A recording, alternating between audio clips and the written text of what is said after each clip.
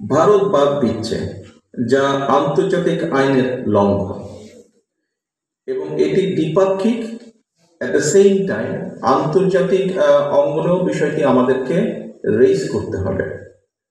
আপনার নিশ্চয়ই মনে আছে, গতবার যখন আমরা দেশনেত্রী খালেদা জিয়া দেশ পরিচালনার দায়িত্বে ছিলেন, তখন কিন্তু উনি এই ফারাক্কার বিষয়টি জাতিসংঘে রেইজ করেছিলেন। একইভাবে আমাদেরকে আন্তর্জাতিক অঙ্গনে আশ্রয় নিতে হবে, তাদের সহযোগিতা নিতে হবে। অ্যাট দ্য সেম টাইম আমাদেরকে অবশ্যই ভারতের সাথে নিজেদের ভিতরে আলোচনা করে এই সমস্যার সমাধানটি করতে হবে, যুক্তি তর্ক বাস্তবতার ভিন্নতায়, বাস্তবতার আঙ্গিকে। একই সাথে সেটা তো ডিপ্লোম্যাটিক ব্যাপার, আন্তর্জাতিক ব্যাপার, কতদিনে কি হবে আমরা জানি না, কিন্তু আমাদেরকে যে কোনো মূল্যে এই প্রক্রিয়াটা শুরু করতে হবে। এটা গেল একটি। দ্বিতীয়ত হচ্ছে, শহীদ জিয়ার সময় আপনার নিশ্চয়ই মনে আছে খাল কাটা কর্মসূচি ছিল আমাদের। এই খালগুলো ভরাট হয়ে গেছে, অনেক জায়গায় খালগুলো নিশ্চিহ্ন হয়ে গেছে, ওখানে যে কখনো খাল ছিল এটারই কোনো চিহ্ন নেই। একই সাথে যেটা হয়েছে, বাংলাদেশের বহু নদী, বহু ছোটখাটো বড় নদী, মাঝারি নদী, ছোট নদী যেভাবে বলি, বিভিন্ন অংশ ভরাট হয়ে গিয়েছে। কিছু কিছু জায়গায় এই বিগত পলাতক স্বৈরাচারের সময় নদী খনন হতো, বাস এটা কেন হতো আপনিও জানেন, আমরা জানি, আমরা সবাই জানি, তাদের লোকজনকে পয়সা দেওয়ার জন্য হতো। প্রপারলি যেটা করা উচিত সেটা হতো না। আমাদেরকে আমাদের নিজস্ব ব্যবস্থা নিতে হবে। আমরা আন্তর্জাতিক অঙ্গনে যেটা ডিপ্লোমেসি, যেটা পারস্পরিক ডিপ্লোমেসি, সেটার মধ্যে দিয়ে তো আমাদের কাজ করতেই হবে, কিন্তু অ্যাট দ্য সেম টাইম আমাদের খালগুলোকে আবার রিভাইভ করতে হবে, খালগুলোকে কাটতে হবে, যাতে আমরা পানি, যখন বাড়তি পানি আসবে সেটাকে ধরে রাখতে পারি, শুকনো মৌসুমে যাতে সেটাকে কাজে লাগাতে পারি।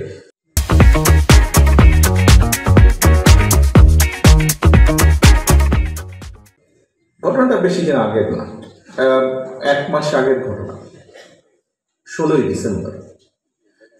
ডিসেম্বরে আপনারা দেখেছেন, সবার আগে বাংলাদেশ নামে একটি কনসার্ট হয়েছে ঢাকায়। নিশ্চয়ই আপনারা অনলাইনে দেখেছেন, অথবা ফিজিক্যালিও কেউ কেউ দেখেছেন, হয়তো টিভিতেও দেখেছেন। এই সবার আগে বাংলাদেশ কনসার্টটা কেন বা কিভাবে হয়েছে? দেখুন, স্বৈরাচার, এই যে পলাতক যে স্বৈরাচার পালিয়ে গিয়েছে, আমরা গত 15 বছরে দেখলাম যে কিছু হলেই ওদের এই পার্শ্ববর্তী দেশ থেকে শিল্পী আসে, আমাদের শিল্পীদের কোনো খবর টবর নাই। কিছু হলেই, সেটা সরকারি অনুষ্ঠান হোক, বেসরকারি হোক, ব্যক্তিগত হোক, কিছু হলেই দেখি এই সব ওই দেশি শিল্পীরা আসে, গান করে, কি করে না করে। আর তারপরে তো দেখলাম এই যে যেই দলটি ভেঙে গেল, এদের এমপি মন্ত্রী, তথাকথিত এমপি মন্ত্রী যারা ছিল, একদম মাটিতে গেড়ে বসে দেখি দেখছে। খুবই ইনসাল্টিং ব্যাপার ছিল, নিজেকে খুব ছোট মনে হতো যে এটা কি করছে এটা। আচ্ছা, তারপরে এরা পালিয়ে গেল, 5 তারিখে পরিবর্তিত অবস্থা হলো। মানে 15 বছর দেখেছি শুধু ইন্ডিয়ান শিল্পী আসে, আশ্চর্য ব্যাপার, দেশি শিল্পীদের খবরই পাই না। আচ্ছা, এই 5 তারিখের পরিবর্তন হলো। 5 তারিখের পরিবর্তনের পরে হঠাৎ করে দেখলাম, এতদিন দেখলাম দিল্লি থেকে আসতো, এখন দেখি ইসলামাবাদ থেকে আসা শুরু করলো। এই পাকিস্তানি শিল্পী আসে, সেই কনসার্ট করে, সেই কনসার্ট করে। তো একদিন সকালে নাস্তা খাওয়ার টেবিলে আমি যখন নিউজগুলো দেখছি, হঠাৎ দেখি যে এক পাকিস্তানি শিল্পী আসবে। কেন পাকিস্তানি শিল্পী আসবে? সে আসবে বৈষম্য বিরোধী আন্দোলনে যে সকল ছাত্রছাত্রী আহত হয়েছে বা বিভিন্নভাবে ক্ষতিগ্রস্ত হয়েছে, তাদের জন্য ফান্ড রেজ করবে। সেই শিল্পী কোনো পয়সা নেবে না, সেই ফান্ডের জন্য যা পয়সা হবে সেটা সব তারা সেই ফান্ড দেবে। কিন্তু ওখানে একটা ভিতরে লুকানো ব্যাপার ছিল, বিপিএল এর খেলা ছিল। সেই বিপিএল এর খেলার নাম করে সেখান থেকে পত্রিকার নিউজে যা আমি দেখলাম, 3.5 কোটি টাকা সে নিয়ে যাবে বা নিয়ে গিয়েছে। সকালে নিউজটা দেখার পরে আমার খুব মেজাজ খারাপ করলো, খুব বিরক্ত লাগলো।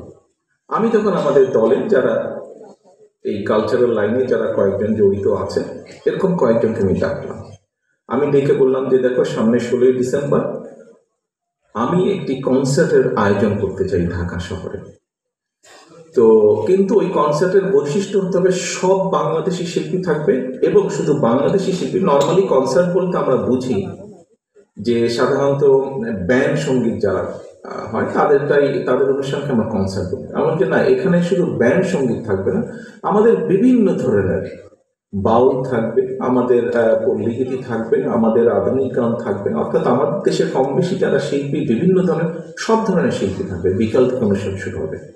কোথায় করবে আলোচনা করে, তখন আমিই বললাম যে কেন আমরা মানিক মিয়ার সামনে করলে সমস্যা কেন, আমাদের তো বিজয় দিবস, তো মানিক মিয়ার সামনে যদি বড় রাস্তাটা করি, মানুষজন আসবে, গান শুনবে ওদিক, এবং এটার সাথে একটা সামঞ্জস্যপূর্ণ থাকবে।